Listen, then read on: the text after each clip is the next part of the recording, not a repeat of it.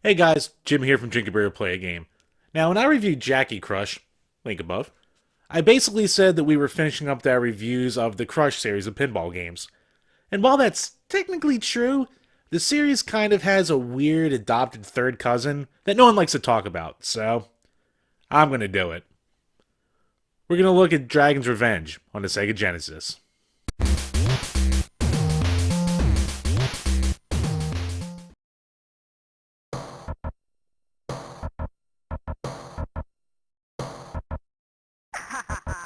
I live.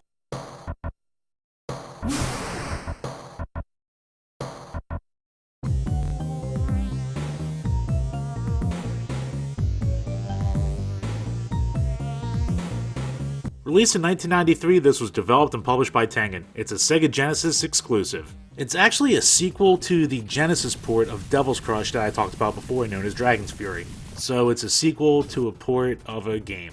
Weird backstory here. Long story short, it's vaguely tied into the Crush series of games, but it technically isn't. Graphically, the game actually does look pretty good. I like the graphics that are going on here. It has a couple cool little visual things, like with the face in the middle that'll start taunting you when you activate it or hit it somehow. Overall, I just think it's nice. It's pretty colorful, especially with some of the special stages. Some of the art in the background looks decent, and I actually like the overall layout in theory of the table. So graphically, I really don't have any complaints on here. When it comes to the sound, it's not bad either. Sure, it's not the best when it comes to sound effects, but the music's pretty good. I was expecting worse for a strictly Tengen-made game, but it did a good job sound-wise. I don't have any complaints here either. The control's about the same as anything else. The B button shoots the ball and controls the right flipper, the D-pad controls the left flipper, and the A and C buttons tilt the table. The button response time's pretty good, and even when recording on like my Retron 5, it still had a pretty good input with minimal lag. As far as straight up control goes, I can't think of too many issues. The big issue comes down to the actual gameplay, and unfortunately this game's got a lot of problems. The biggest problem is just with the game physics itself. The ball just controls terribly. It shoots off in so many random directions. Once the ball starts going, you might be lucky to just keep it in a spot you want. There's also definitely a lack of feel in the game. It's kind of weird to say, but it seems like it's almost hard to replicate success. Like hitting that face in the middle, I don't know what the hell I have to do it. I played this for a couple hours and I still just felt lucky when I activated whatever I had to activate. The feel of the game and just the initial response that you get from doing stuff just doesn't seem to be there. I will say as a table itself, it's not super hard to get into it or to start building up the multipliers or to even get to the special tables. And I really do like the design of the table. I like how it has the kind of branching paths and the different exclusive ways to get to some of the bonus rooms. The bonus rooms themselves are kind of lame. They're all, at least the ones I hit, somewhat samey, where you have bad guys in a foreign background, and once you beat them, you get like a boss kind of character that you gotta beat in order to get all the points. In theory, it's good, but with the crappy ball physics, you'll be lucky to see the finish of any of these. I'm assuming there's an ending to the game story-wise. I was not able to get to it. Just the overall lack of polish that this game has keeps me from wanting to go back to see it. There's passcodes in the game, but none of them will show you the end, so I'll probably never see the end of this game outside of looking it up on YouTube. When it comes to originality, again, you're going to get it from the design of the boss tables and just the overall layout of the table. But at this point, it's a copy of a port of an actual series, so it's ripping off everything basically at its core, so there's nothing truly original here. And when it comes to replayability, it's going to be like any of the other Crush games where you're just going to be playing to try to get to the end, and in the meantime, you're just going to keep trying to set new high scores for yourself.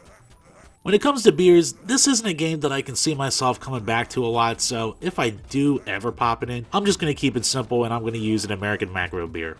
Since we're getting close to Christmas time in 2018, Miller High Life is actually releasing the champagne and beers in an actual champagne bottle, so just for that goofy crap alone, that'll be the entertainment I get, so I'm going to be pairing that with this less than entertaining game. It's not the worst pinball game in the world, but it's just such a disappointment after playing through all the Crush games.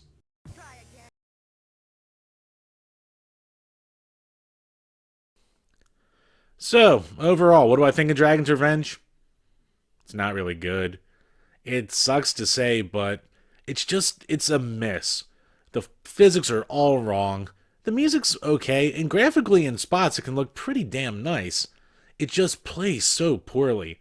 And I actually think it's a pretty cool looking table, and the table itself is kind of well designed. And it just comes down to the little things. The ball physics are just bad even by Crush game standards. Not saying Crush games are bad, they're just weird. This one just takes it in a whole different direction.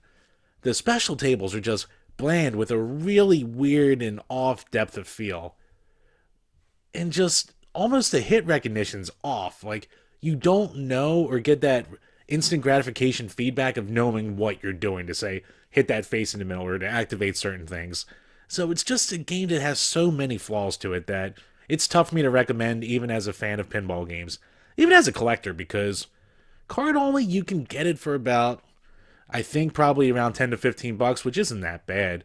And if you want to get it complete, it'll put you back maybe like 20 to 25. So again, that's not bad, but it's not really worth it either. If you're a fan of pinball games, you're not going to like it. If you're a fan of, normal video games, this won't make you a fan of pinball games.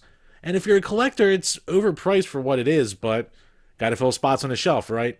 So, don't go into it with high expectations. Oh, another thing. Remember when I said in the Dragon's Fury part of the Devil's Crush video about Tengen carts? Well, this was one of the ones that didn't work, so I had to buy it twice. Yeah. Anyway, guys, that'll do it for this video. As always, if you enjoyed it, leave a like down below. Have you ever played this game? Give us a comment and let me know what you think. As always, you can check out our other pinball reviews, our hardware reviews, and we are the home of the Power Hour podcast. Until next time, guys, cheers.